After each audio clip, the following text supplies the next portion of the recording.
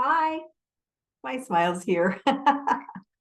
Welcome to, I'm trying to get it faced the right way, Mrs. PM Reads. We are continuing in The Magic Circle by Katherine Neville. And in our last video, Ariel and Wolfgang had a moment. And then Ariel had a huge outburst about being kept in the dark about this and that, the other. And at the very end of our last video, Wolfgang told Ariel that the manuscript that he sent was asked to be sent to her by her Aunt Zoe. And she's shocked. So that's where we stopped. Okay, so let's pick it up.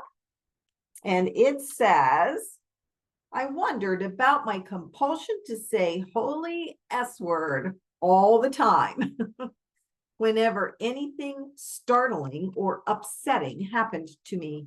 I mean, what exactly is holy S word? Do gods or saints eliminate waste like the rest of us?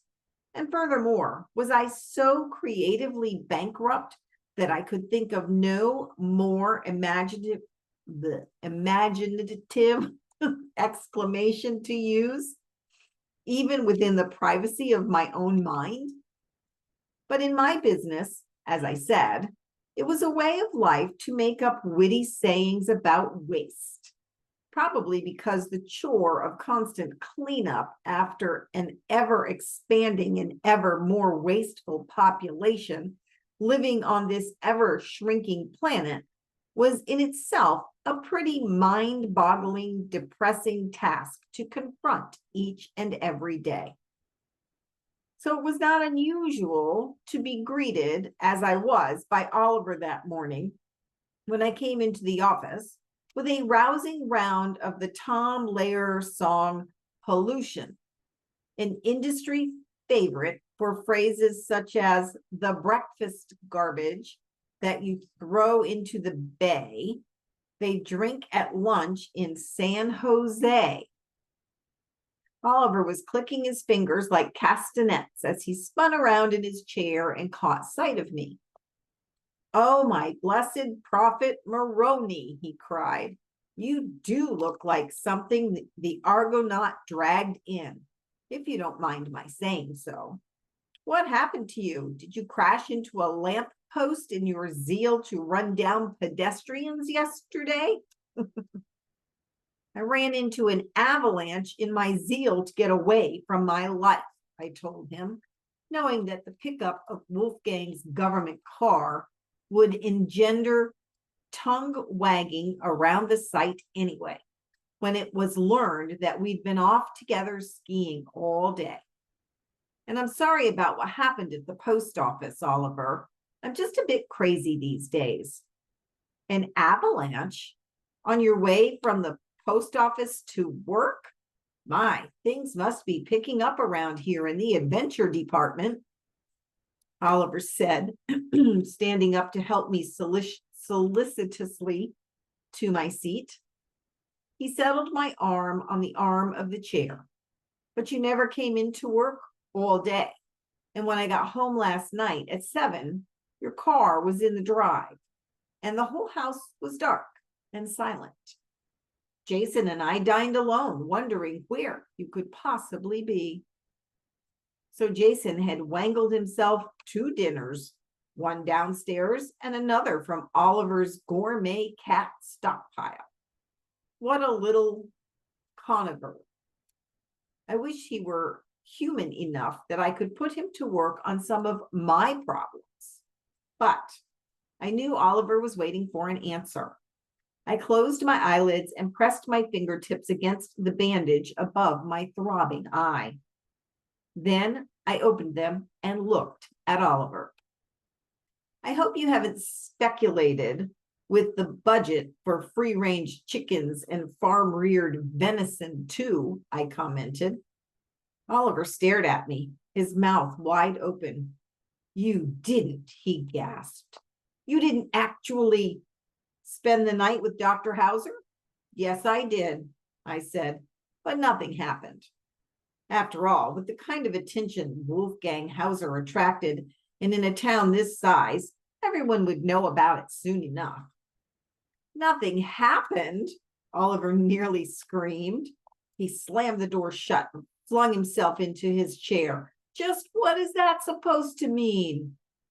The man saved my life, Oliver, I told him.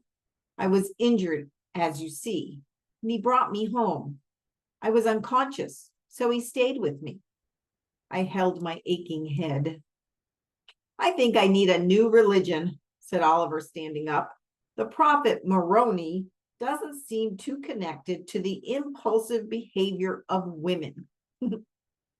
I've always admired the Jewish faith for the power of that Hebrew word of theirs, oi. What is the etymological derivation,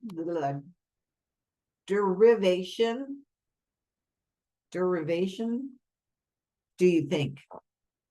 What does it feel so good just to run around saying, oi? Oliver started pacing around saying, oi, oi, oi. I don't know, I think we're a little off topic here. Let's see. I thought it was time to intervene. Yeah. Are we going to Sun Valley this weekend? I asked him. What else am I working late every night for? He asked me back. If Wolfgang Hauser has returned from his trip by then, he's coming with us, I told him. After all, I start work on his project on Monday, and he did save my life. Oi, said Oliver, looking at the ceiling. My prophet, you've really screwed up. I hoped Oliver would come up with the meaning of that word oi, and soon, because it was starting to sound like a pretty good description of my life just now. Earlier that morning, since I couldn't move my arm without tearing stitches, Wolfgang had driven me to work. I'd asked him to stop en route at the post office and keep the engine running while I went inside for a minute. I signed a postal form so George, the clerk, could hold my mail for a few days until my arm healed. I asked him to phone me at work if any large parcels arrived, not to have the route deliverer leave a claim slip in my mailbox. Then, if there was something important, I told him, I could come by the post office on my way home from work, and the postal folks could load it into my car. I hope you weren't too shocked to learn about your Aunt Zoe, Wolfgang had said at home that morning, as I'd wolfed down the sour cream and caviar omelet he'd thrown together from the bizarre fixings in my fridge. Your aunt would very much like to know you and have you know her. She's a fascinating woman, a great charm, though she understands why the rest of your family thinks of her as the black sheep. As well she might, I thought. Most details of Zoe's life were wildly known from the did all schmooze all books on herself she'd already published. For instance, her legendary vocation as one of the most famous dancers in Europe, along with her pals Isadora Duncan, Josephine Baker, and the Nijinsky's, or her legendary avocation as one of the most famous demi-mondaines in Europe, along with her role model Lola Montez, Coco Chanel, and the fictional Dame O Camellias, and so on and so on. But until this morning's breakfast with Wolfgang, I hadn't heard some other details, such as the fact that during World War II, my famous Aunt Zoe had been a member of the French resistance, not to mention also acting as an informant for the OSS, the Office of Strategic Services, America's first official international spy group. I wondered precisely how much of this could be true. Though such endeavors were in keeping with our part of the family tree, I found it incongruous that a group like the OSS which broke codes, encrypted messages, and operated in an environment of presumed secrecy, would have any traffic whatever with a gushy, gossipy, world-class blabbermouth like my Aunt Zoe. But on closer consideration, a reputation like hers might prove the best cover. In the long run, clearly a superior one to that of her philosophical predecessor and fellow dancer, Mata Hari. Indeed, if current reports of Zoe were correct, now at 83, she was alive and kicking in Paris, swilling down champagne and living as bawdy and scandalous a life as ever. I was curious about how she'd gotten hooked up with someone like Wolfgang Hauser, a high official of the IAEA in Vienna. Wolfgang explained that last March, a year ago, at the 50th anniversary reunion of International World War II peacekeepers in Vienna, he was recruited by Zoe when the two became chummy during a welcoming gathering at the local Heuriger, one of those typically Austrian garden pubs where first-picked grapes, just culled and pressed, are drunk. According to Wolfgang, after a few gallons of new wine, Zoe trusted him enough to speak of the rune manuscript. Then she solicited his aid. Wolfgang said Zoe had acquired the manuscript, of which I now had a copy, decades ago, though she didn't reveal where or how, just that it dated to the Wagnerian era, before the turn of the century, when interest had sprung up in Germany and Austria in reviving the roots of their supposedly superior Teutonic culture. Societies were founded, he explained, that dashed all over Europe, recording and deciphering runic inscriptions from ancient stone monuments.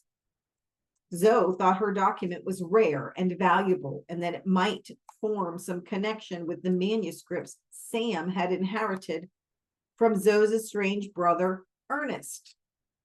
It was even possible, she'd suggested to Wolfgang, that Sam might possess other runic documents and help her identify and translate her own. But after Ernest's death, Zoe's efforts to find Sam and discuss this with him had proven unsuccessful. Because of Wolfgang's position in the international nuclear field, Zoe had hoped he might be able to get in touch with Sam through me, and to discuss the thing without involving the rest of the family, though it wasn't clear to Wolfgang why she'd chosen him, a total stranger, to confide in. Knowing Auntie's reputation, her reasons seemed clear enough to me. Zoe might be 83, but she wasn't stone blind. The men she'd dallied with hadn't always been rich, but they were extravagantly handsome, some as smashing as Herr Wolfgang Hauser himself. If I hadn't actually held this fabled manuscript in my hands, I might have guessed the batty old broad cooked it up just to add Wolfgang as the last bauble to her already heavily bejeweled crown. Though he'd agreed to Zoe's request to run our family, with whom she wasn't on speaking terms, and to find Sam and me and sell us on this project, Wolfgang hadn't acted at once, not until he found a legitimate reason that would bring him here to Idaho. Sorry, tiny bug. He couldn't know that Sam would be dead by the time he arrived, nor what my reaction would be to trafficking with one more relative among those I'd habitually avoided like the plague. It was pointless to explain to Wolfgang that if my cousin Sam, even for a short time, had ever possessed such a document, it already would be decoded. The only unbroken encryption system in this century was designed during the Second World War by the Navajo, Navajo American culture engenders our penchant for such things, and I knew Sam lived and breathed encryption too. But as I had to keep vividly reminding myself, I was the only person on the planet that knew Sam himself was still living and breathing. Now, in order to undo this knot I tied around myself, all I needed to do was find him. For the rest of the week, things were frustratingly quiet. It wasn't that I was hoping for a follow-up car chase or another avalanche to rescue me from boredom. The problem was, no package had arrived yet, nor had I been able to contact Sam. I cruised by the no-name cowboy bar, inquiring as casually as possible about phone calls. The bartender told me he'd noticed the payphone on the wall across the room ringing a few times earlier that week, but nobody picked it up and nothing since. I scanned my mail messages on the computer each day, coming up empty. Oliver and I had to coordinate our driving. This is a heavy book. My fingers are falling asleep. Almost done with this section. Oliver and I had to coordinate our driving schedules for a few days until I could operate my car again, and Wolfgang was still out of town. So, in a way, I felt lucky that the parcel didn't arrive until I could be alone when I went to fetch it. Meanwhile, I hid the ruined manuscript in a place where no one could find it, right beneath 10,000 United States government employed noses inside the DoD standard. The Department of Defense standard was the Bible of all research and development branches of the federal government. 35 massive bound volumes of rules and regulations that had to be consulted in order to do anything from developing a computer system to constructing a light water reactor. It cost the taxpayers a fortune to produce and update this key document. We had many sets around the site. One was kept on the 6-foot bookshelf just outside my office. But in the whole 5 years I'd worked here, I'd never once seen anyone stroll idly across the floor to peek at it, much less really consult the thing for the purpose intended. To be blunt, we could have papered the latrine walls with the DoD standard, and I doubt even then anyone would have noticed it.